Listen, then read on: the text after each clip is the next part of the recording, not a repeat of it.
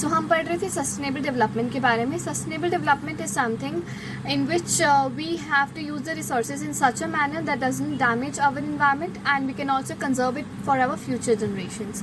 तो हमें अपने रिसोर्सेज को इस तरह से इस्तेमाल करना है कि ना तो वो हमारे कोई भी इकोलॉजिकली किसी भी चीज़ को डैमेज करे, किसी को भी हार्म पहुंचाए, बल्कि हमारी फ्यूचर जनरेशन्स के लिए भी हम उनको सेव कर सकें. इसीलिए सस्टेनेबल इकोनॉमिक डेवलपमेंट बहुत ज़रूरी है. जिस तरह से रिसोर्सेज डिप्लीट हो रहे हैं, जैसे कि मैं ऑलरेडी डिस्कस कर चुकी हूँ कि हमारे पास 3 रीजंस हैं रिसोर्सेज डिप्लीट होने के, रिसोर्सेज के ख़त्म होने के. जैसे कुछ हमारे पास ऐसे सेगमेंट है, we have some sections in our society in which the resources are concentrated in few rich hands only, and the resources are creating so much of environmental pollution, land degradation and all such global warming, ozone layer depletion activities that are causing really harm to our ecological balance.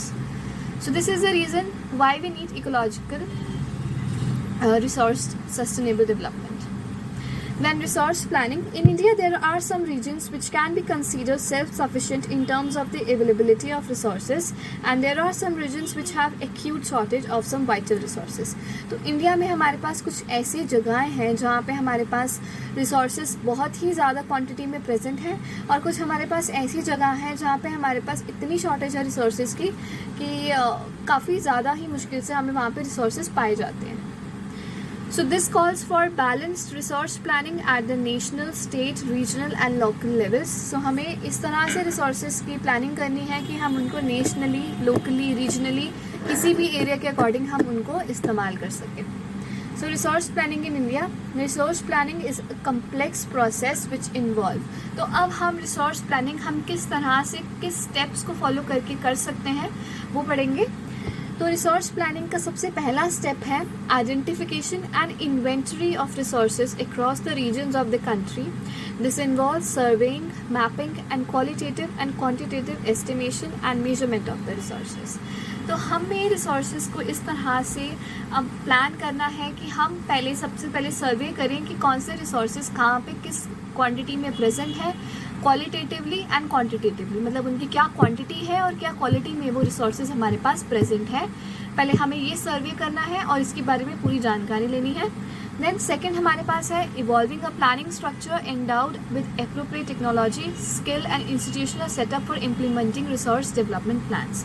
तो second, अब हम जब first step follow कर चुके हैं, हम resources को सर्वे कर चुके हैं कि इस एरिया में हमारे पास रिसोर्सेज प्रेजेंट है, तो हमें सेकंड स्टेप ये फॉलो करना है कि हम रिसोर्सेज को कैसे अब यूज़ कर सकें, कैसे हम अपनी टेक्नोलॉजी और अपने स्किल्स के थ्रू हम रिसोर्सेज को यूज़ कर सकें और उनको हम अपनी ज़रूरतों को पूरी करने में लगा सकें.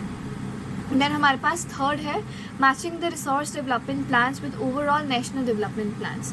तो अब जब हमने जो भी रिसोर्स डेवलपमेंट प्लान बनाया है उसको हम नेशनली डेवलपमेंट प्लान के साथ कैसे मैच करें, थर्ड हमारा ये स्टेप रहेगा रिसोर्स प्लानिंग में. देन हमारे पास ये तीनों स्टेप्स के बाद हमने प्रॉपर अपने रिसोर्सेज की प्लानिंग कर ली है, उसके बाद हम अब रिसोर्सेज को जुडिशियसली यूज़ कर सकते हैं. So resources can contribute to development only when they are accompanied by appropriate technological development and institutional changes. तो हम रिसोर्सेज को तभी अच्छी तरह इस्तेमाल कर सकते हैं जब हमारे पास पूरा स्किल है, टेक्नोलॉजी है कि हमें उन्हें किस तरह से अप्रोप्रिएट यूज़ करना है, कि ना तो ज़्यादा ना तो कम, उनकी क्वांटिटी और उनकी क्वालिटी को हमें मद्देनज़र रखते हुए पूरा अच्छी तरह उनको यूज़ करना है, ताकि हम ना तो एक्स्ट्रा उन्हें यूज़ कर सके और ना ही हम उनको इस तरह से यूज़ करें कि वो किसी की नीड सेटिस्फाई ना कर सके. सो India has made concerted efforts towards achieving the goals of resource planning right from the first 5-year plan launched after independence. तो हमारे पास फर्स्ट 5-year प्लान लॉन्च हुआ था, उसमें इंडिया ने सबसे पहला एफर्ट किया था कि हम रिसोर्सेज को इस तरह से यूज़ करें कि हमारा कोई भी उसमें नुकसान ना हो और इकोलॉजिकली इम्बैलेंस ना हो. To overcome irrational consumption and overutilization of resources, resource conservation at various level is important.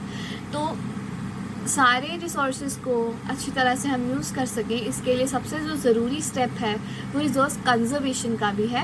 Planning तो हम किस तरह से हम उनको स्टेप बाय स्टेप यूज़ कर सकते हैं ये है. दैन हम उनको कंजर्व कैसे कर सकते हैं, उनको बचा कैसे सकते हैं, ये भी बहुत ज़रूरी है.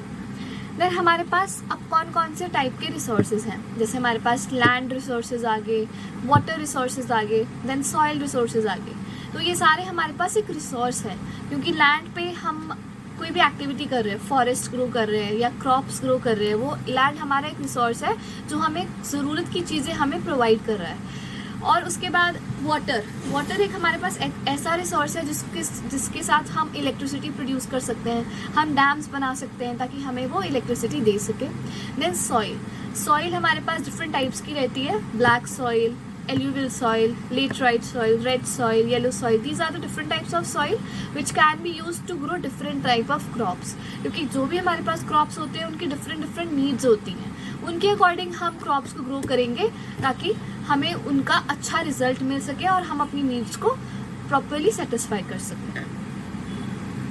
तो हमारे पास जो लैंड यूटिलाइजेशन है वो इस तरह से हो रही है कि हम उनको फॉरेस्ट के लिए यूज़ कर रहे हैं। देन कुछ हमारे पास लैंड ऐसी है जहाँ पे शिफ्टिंग कल्टीवेशन हो रही है। शिफ्टिंग कल्टीवेशन को हम कहते हैं स्लैश एंड बर्न एग्रीकल्चर।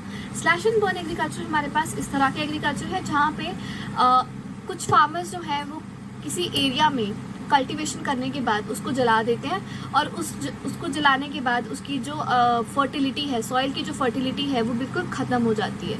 और सॉइल की फर्टिलिटी ख़त्म होने की वजह से हम उसको कुछ सालों तक यूज़ नहीं कर सकते हैं, क्योंकि जब तक सॉइल फर्टाइल नहीं होगी तब तक वो हमें अच्छे क्रॉप्स नहीं दे पाएगी और उस पर किसी भी प्लांट की या किसी भी क्रॉप की ग्रोथ नहीं हो पाएगी। इसीलिए स्लैश एंड बर्न एग्रीकल्चर की वजह से हमारे पास कुछ बैरन एंड कुछ वेस्ट लैंड्स प्रोड्यूस हो जाते हैं, जिसकी वजह से हम उनको काफ़ी टाइम तक यूज़ नहीं कर सकते हैं और वो काफ़ी टाइम तक अपनी सॉइल की फर्टिलिटी को रीगेन करने में बहुत समय ले लेती है। देन हमारे पास कुछ ऐसे फैलो लैंड्स हैं जहाँ पे कोई एक्टिविटी नहीं हो रही है, सिर्फ खाली पड़े हैं, इस्तेमाल में नहीं आ रहे हैं। देन हमारे पास कुछ ऐसे हैं जहाँ पे अनकल्टिवेटेड लैंड्स हैं और कुछ हमारे पास नेट सॉन एरिया है जहाँ पे टोटल हम एग्रीकल्चर की से जो हमें कुछ क्रॉप या किसी तरह से हमें कुछ मिल रहा है उससे रिटर्न में, उसको हम नेट सॉन एरिया में देंगे। देन जो लैंड यूज पैटर्न है वो इंडिया में वो किन फैक्टर से डिटरमाइन किया जाता है? First one is physical factor, then second one is the human factor. Physical factors are topography, climate and soil types. तो टोपोग्राफी हमारे पास होती है कि हमारे पास किस तरह का रीजन है, हमारे पास हिली एरिया है, प्लेन एरिया है, तो उसके हिसाब से हम एक तो लैंड का डिटरमाइन करेंगे। सेकंड हमारे पास रहेगा क्लाइमेट हमारे पास या तो विंडी है, सनी है, या फिर हमारे पास रेनी सीजन है, उस हिसाब से भी हम अपनी लैंड्स का यूज़ करते हैं। देन सॉइल टाइप, किसी भी एरिया में किस टाइप की सॉइल हमें मिलती है, ब्लैक सॉइल है, एल्यूवियल सॉइल है या फॉरेस्ट सॉइल है, उस तरह से भी हम लैंड का यूज़ करते हैं। फिर ह्यूमन फैक्टर्स है हमारे पास population, technological capability and culture and traditions. तो ये हमारे पास ह्यूमन फैक्टर्स आ जाते हैं लैंड की यूसेज के लिए। देन लैंड डिग्रेडेशन हमारे पास इतनी ज़्यादा हो रही है कि हमें अब इसकी कंजर्वेशन की बहुत ज़्यादा ज़रूरत है। इतनी सारी लैंड की डिग्रेडेशन की रीजंस हमारे पास ये है,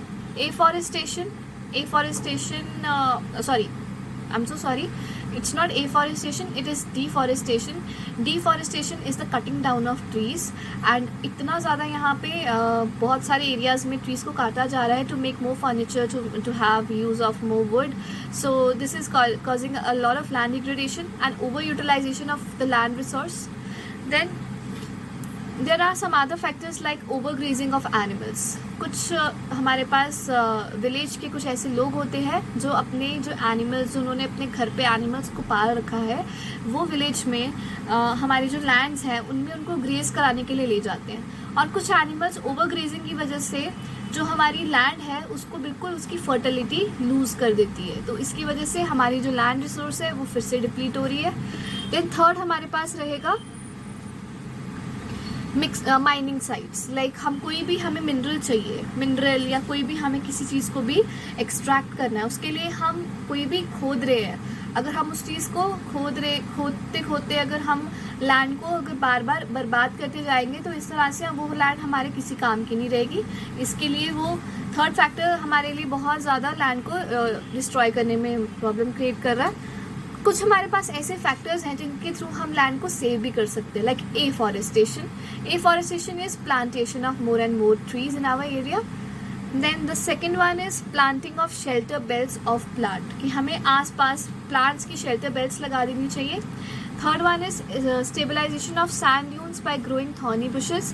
fourth one is proper management of waste lands. Fifth one is control of mining activities. Then the six one is proper discharge and disposal of industrial effluents. तो जो भी हमारे पास इंडस्ट्रीज से कोई भी जो वेस्ट मटेरियल है वो हमें ध्यान रखना है कि कोई भी मेटल जो हार्मफुल है वो लैंड में डिग्रेड नहीं हो रहा है. हम उनको प्रॉपर उनकी साइट बना रहे हैं ताकि वो वहाँ पे ही डंप हो और वहीं पे ही उसका डिकम्पोज हो सके. हमें उसको अपनी लैंड में जहाँ हम उसे क्रॉप्स उगाने के लिए यूज़ करते हैं हमें उससे दूर रखना है. देन हमारे पास सॉइल एज अ रिसोर्स रहेगा. सॉइल हमारे पास एक ऐसा रिसोर्स है जिसको मिलियंस ऑफ ईयर्स लग जाते हैं अपनी फर्टिलिटी रीगेन करने में.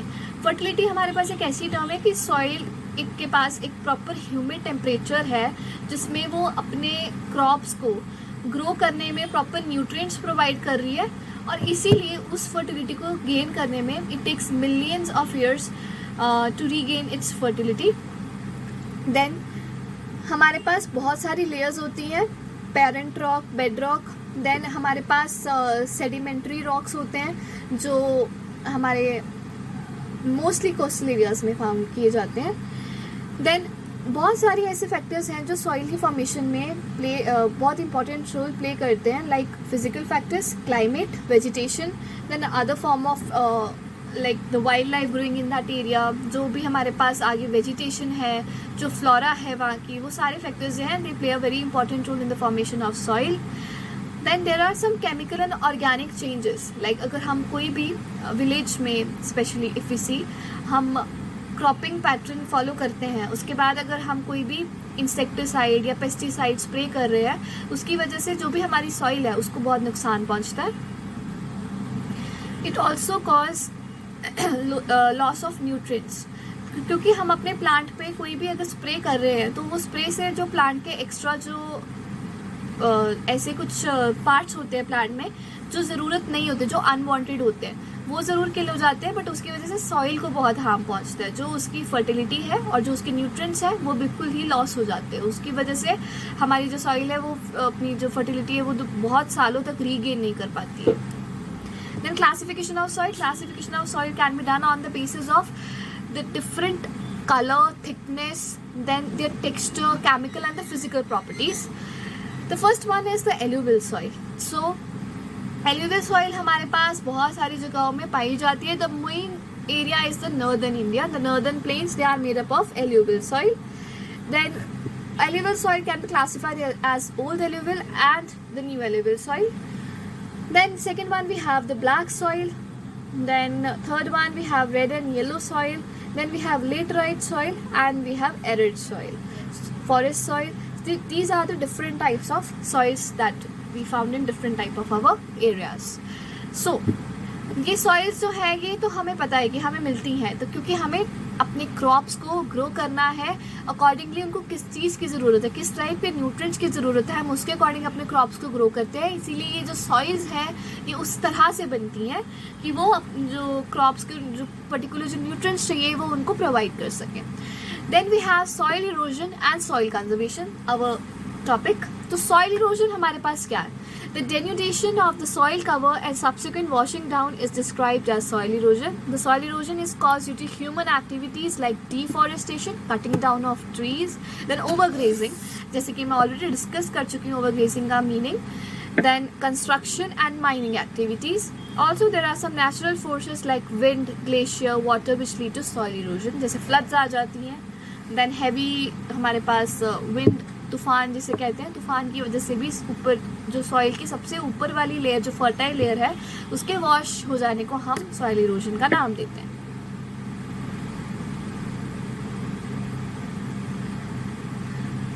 Then we have some different ways for soil conservation.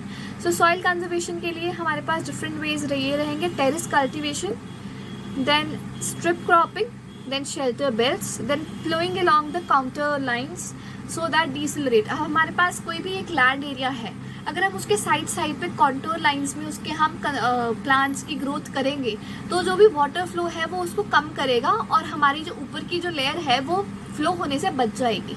तो इसीलिए the first method is plowing. The second one is terrace cultivation. It restricts soil erosion. This type of agriculture is done in western and the central Himalayas.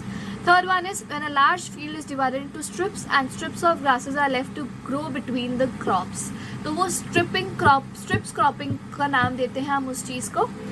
Then we have planting lines of trees to create shelter. तो हम आस पास boundaries में अगर trees को plant कर देंगे तो जो बीच वाला जो पोर्शन रहेगा हमारे पास वो बिल्कुल प्रोटेक्टेड रहेगा और वो बिल्कुल वॉश ऑफ नहीं होगा. उसको हम शेल्टर बेल्ट्स का नाम देते हैं. तो ये हमारे पास डिफरेंट मेथड्स आ गए सॉइल इरोजन के. सो हमने अब तक अपने नेचुरल रिसोर्सेज और हम उनको किस तरह से जुडिशियसली यूज़ कर सकते हैं, कंजर्व कर सकते हैं, हमने इस बारे में पढ़ा.